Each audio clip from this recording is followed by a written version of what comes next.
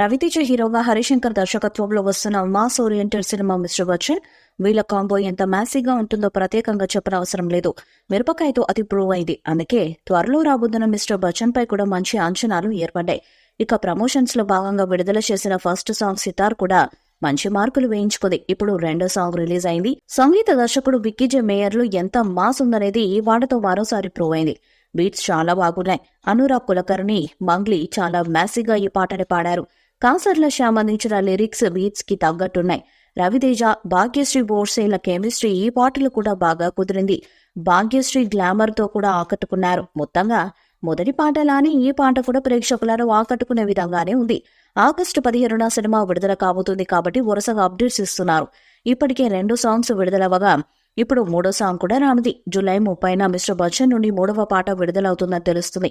ఇది కూడా మాస్ అని తెలుస్తుంది. 2 సాంగ్స్ సూపర్ హిట్ అవడంతో సినిమాపై భారీ అంచనాలున్నాయి.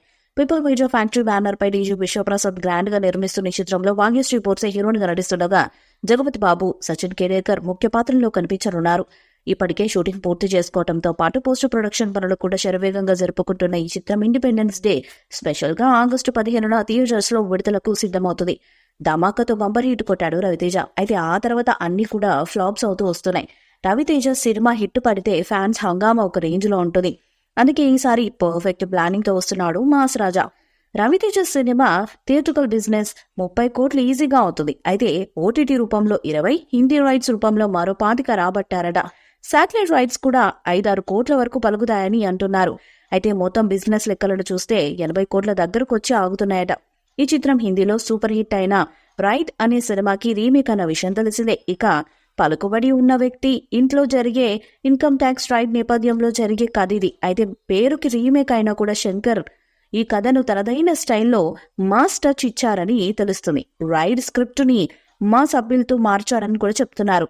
రీమేక్లను కూడా తనదైన స్టైల్లో తీయడంలో హరిశంకర్ దిట్ట. కాబట్టి ఫ్యాన్స్ కూడా కాన్ఫిడెంట్ గా ఉన్నారు. రవితేజ ఈ సినిమాలో big B Amitabh Bachchan fan గా కనిపించనున్నారని సమాచారం. సినిమాలో రవితేజ నిజాయితీ గల ఒక ఆదాయపు పన్ను అధికారిగా కనిపించనున్నారు.